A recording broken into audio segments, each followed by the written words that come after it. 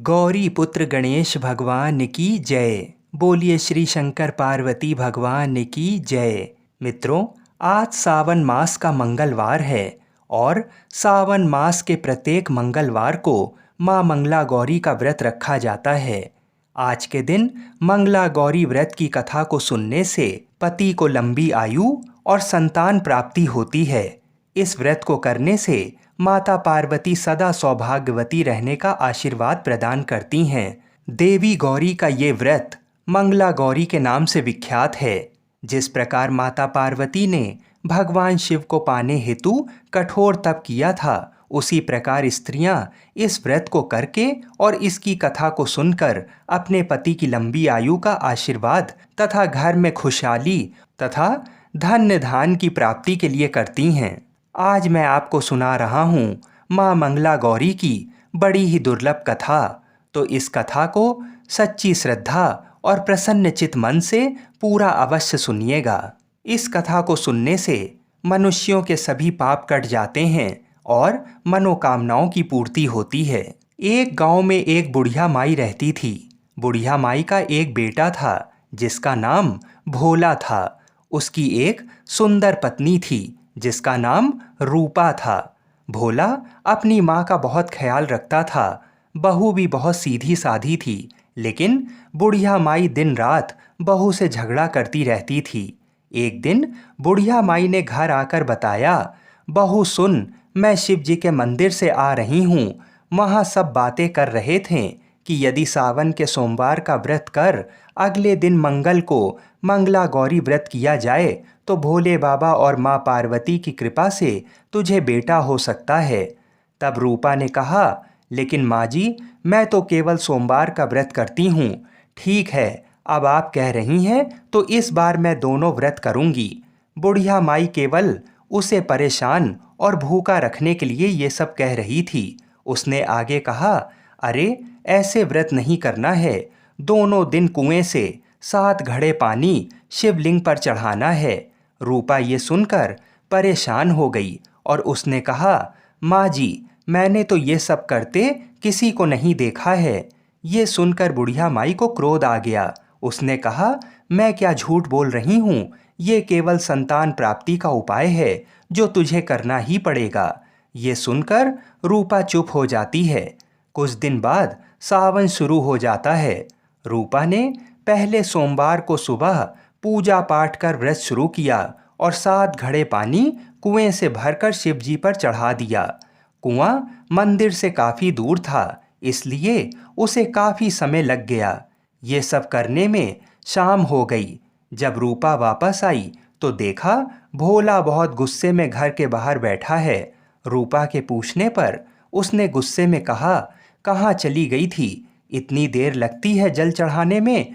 घर में मेरी माँ भूखी बैठी है और तू घूम घूम कर पूरा गांव देख रही है।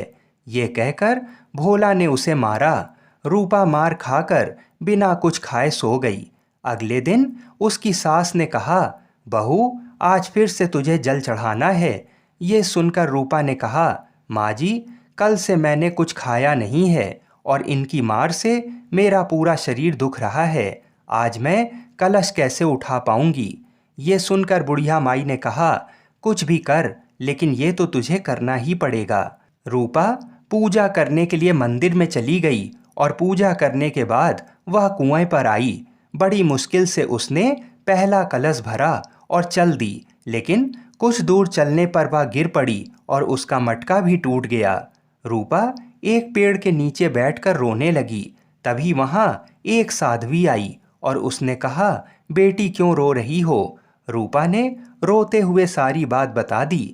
उसकी बात सुनकर साध्वी ने कहा, बेटी, तू एक काम कर, एक लोटा जल ले आ और उसमें से 7 बार थोड़ा थोड़ा जल शिवलिंग पर चढ़ा देना और घर जाकर अपनी सास से कहना, मैंने जल चढ़ा दिया। रूपा ने कहा, लेकिन ये तो झूठ होगा और मेरा मटका भी टूट गया है। तब साध्वी ने कहा, ये ले लोटा, इसमें जल भरकर चढ़ा दे और इसे घर ले जाना, लेकिन छिपा कर रख देना। रूपा ने बिल्कुल ऐसा ही किया। दोपहर को वह घर पहुंच गई। बुढ़िया माई के पूछने पर उसने वही बता दिया जो साध्वी ने बताया था। शाम को माँ मंगला की पूजा कर उपवास पूरा किया।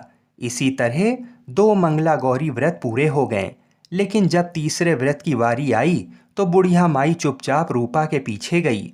उसने सब कुछ देख लिया। बुढ़िया माई ने घर आकर अपने बेटे को सब बता दिया। भोला ने फिर रूपा को मारने के लिए जैसे ही हाथ उठाया, माँ पार्वती प्रकट हो गईं और उन्होंने कहा, रुक जा भोला। ये सुनकर भोला रुक गया।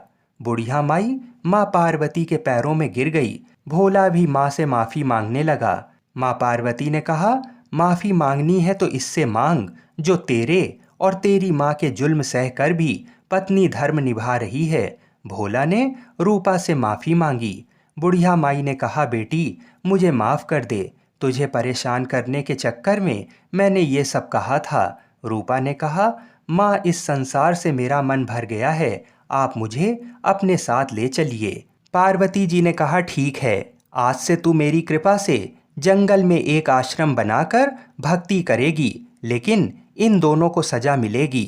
रूपा ने कहा, माँ इन दोनों को माफ़ कर दीजिए। ये सुनकर माँ पार्वती ने कहा, आज तुम्हारी बहू के कारण तुम्हें जीवन दान मिला है। जाओ इस लोटे को रख लो, तुम्हारे परिवार में कभी भी अन्न धन की कमी नहीं होगी। लेकिन मैं अपनी बेटी को साथ ले जा रही हूँ। माँ की कृपा से रूपा ने एक आश्रम बनाया जिसमें बहुत सी स्त्रियां जो घर में दुखी थीं, वे आकर भगवान की भक्ति करने लगीं। बोलिए माँ मंगला गौरी की जय। बोलिए शंकर पार्वती भगवान की जय। आइए अब मनोकामना को पूरी करने वाली मंगला गौरी की दूसरी व्रत कथा को सुनते हैं। एक बार सनत कुमार जी भगवान शिव से बोले, सर्वप्रथम इस व्रत को किसने किया था और किसको इसका फल प्राप्त हुआ था? तब भगवान शिव बोले, हे सनत कुमार, पूर्व काल में कुरु देश में श्रुत कीर्ति नामक एक विद्वान, कीर्तिशाली, शत्रुओं का नाश करने वाला, 64 कलाओं का ज्ञाता तथा धनुर्विद्या में कुशल राजा हुआ था। पुत्र के अतिरिक्त अन्य सभी शुभ चीजें उस राजा के पास थीं। अतः वह राजा संतान के विषय में अत्यंत चिंतित हुआ और जब ध्यानपूर्वक देवी की आराधना करने लगा, तब उसकी कठोर तपस्या से देवी प्रसन्न हो गईं और उससे यह वचन बोलीं, हे सुव्रत, वर मांगो। श्रुत कीर्ति बोला, हे देवी, यदि आप मुझ पर प्रसन्न हैं तो मुझे सुंदर पुत्र दीजिए। हे देवी, आपकी कृपा से अन्य किसी भी वस्तु का अभाव नहीं है। उसका यह वचन सुनकर पवित्र मुस्कान वाली देवी ने कहा, हे राजन, तुमने अत्यंत दुर्लभ वर मांगा है, फिर भी कृपावश मैं तुम्हें अवश्य दूंगी। किंतु हे राजेंद्र, सुनिए, यदि परम गुणी पुत्र चाहते हो तो वह केवल 16 वर्ष तक जीवित रहेगा, और यदि रूप तथा विद्या से विहीन पुत्र चाहते हो तो दीर्घजीवी होगा। देवी का ये वचन सुनकर राजा चिंतित हो उठा और पुनः अपनी पत्नी से परामर्श करके उसने गुणवान तथा सभी शुभ लक्षणों से संपन्न 16 वर्ष की आयु वाला पुत्र मांगा। तब देवी ने भक्ति संपन्न राजा से कहा, हे राजा, मेरे मंदिर के द्वार पर आम का वृक्ष है, उसका एक फल लाकर मेरी आज्ञा से अपनी पत्नी को उसे खिला देना, जिससे वह शीघ्र ही गर्भ धारण करेगी, इसमें संदेह नहीं है। प्रसन्न होकर राजा ने वैसा ही किया और उसकी पत्नी ने गर्भ धारण कर लिया। 10वें महीने में उसने देवतुल्य सुंदर पुत्र को जन्म दिया। तब हर्ष तथा शोक से युक्त राजा ने बालक का जात कर्म आदि संस्कार किया और शिव जी का स्मरण करते हुए उसका नाम चिरायु रखा। इसके बाद पुत्र के 16 वर्ष के होने पर पत्नी सहित राजा चिंता में पड़ गए और वे विचार करने लगे कि ये पुत्र बड़े कष्ट से प्राप्त हुआ है और मैं इसकी दुखद मृत्यु अपने ही सामने कैसे देख सकूंगा। ऐसा विचार करके राजा ने पुत्र को उसके मामा के साथ काशी भेज दिया।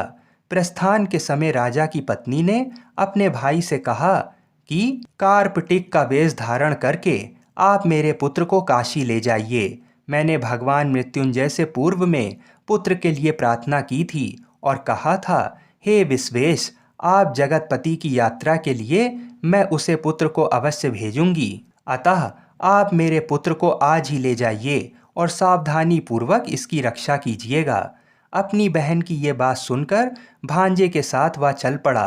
कई दिनों तक चलते चलते वह आनंद नामक नगर में पहुंचा।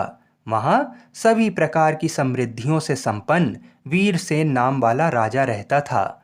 उस राजा की एक सर्वलक्षण संपन्न युवावस्था प्राप्त मनोहर तथा रूप लावण्यमयी मंगला गौरी नामक कन्या थी।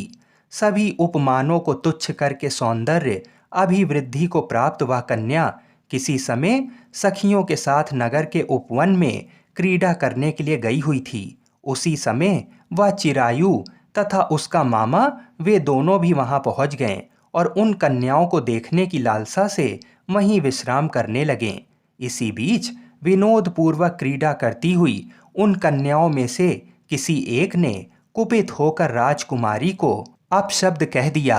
तब उस अशुभ वचन को सुनकर राजकुमारी ने कहा, तुम अनुचित बात क्यों बोल रही हो? मेरे कुल में तो इस प्रकार की कोई भी नहीं है। मंगला गौरी की कृपा से वह यदि अल्प आयु वाला होगा तो भी चिरंजीवी हो जाएगा। इसके बाद वह सभी कन्याएं अपने अपने घर चली गईं। उसी दिन राजकुमारी का विवाह था। बाहलीक देश के दृढ़धर्मा नामक राजा के सुकेतु नाम वाले पुत्र के साथ उसका विवाह निश्चित किया गया। वह सुकेतु विद्याहीन, कुरूप तथा बहरा था। तब सुकेतु के साथ आए हुए उन लोगों ने विचार किया कि इस समय कोई दूसरा श्रेष्ठ वर ले जाना चाहिए और विवाह संपन्न हो जाने के बाद वहां सुकेतु पहुंच गया।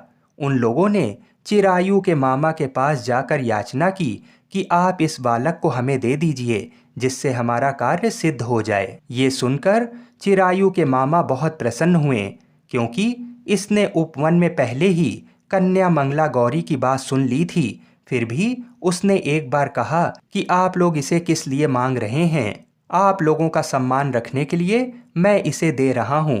इसके बाद चिरायु को वहां ले जाकर उन लोगों ने विवाह संपन्न कराया। शिव पार्वती की प्रतिमा के समक्ष उस चिरायु ने हर्ष युक्त होकर मंगला गौरी के साथ शयन किया।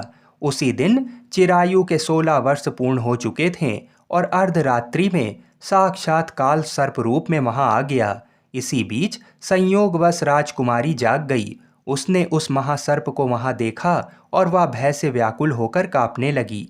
तभी उस कन्या ने धैर्य धारण कर 16 उपचारों से सर्प की पूजा की और पीने के लिए उसे दूध दिया। उसने दीनता भरी वाणी में उस सर्प की प्रार्थना तथा स्तुति की। मंगला गौरी प्रार्थना करने लगी कि मैं उत्तम व्रत को करूंगी जिससे मेरे पति जीवित रहें। ये जिस तरह से चिरकाल तक जीवित रहें, आप वैसा कीजिए। इतनी देर में सुकेतु के घर वाले आ गए। तब मंगला गौरी ने उससे विवाह करने के लिए इनकार कर दिया, क्योंकि वो मनी मन चिरायु को अपना पति मान चुकी थी। इस प्रकार उसका वचन सुनकर सभी ठीक है कहने लगे, किंतु जब एक भी बात ना मिली तब सभी ने सुकेतु को उसका पति होने से निषिद्ध कर दिया और वर पक्ष वाले जिस तरह से आए थे उसी तरह से चले गए।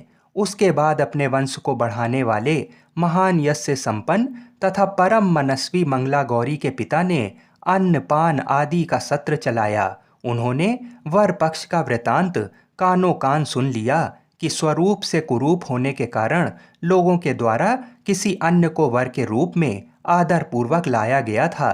तब उन्होंने अपनी कन्या को पर्दे के भीतर बिठा दिया। इसके बाद राजा ने मंद मुस्कान वाली अपनी कन्या चिरायु को सौंप दी। राजा ने शिष्ट जनों को साथ लेकर विवाह का उत्सव कराया।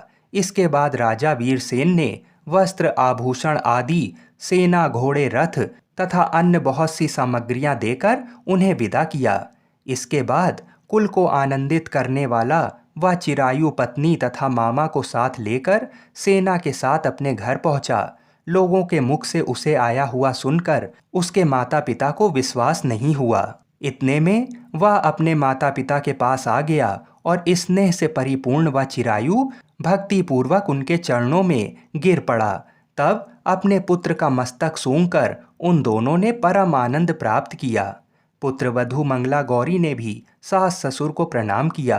तब सास उसे अपनी गोद में बिठाकर वृतांत शीघ्रता पूर्वक पूछने लगी। हे महामुने, तब पुत्र वधू ने भी मंगला गौरी के उत्तम व्रत महात्म्य तथा जो कुछ घटित हुआ था वह सब वृतांत बताया। हे सनत कुमार, मैंने आपसे इस मंगला गौरी व्रत का वर्णन कर दिया।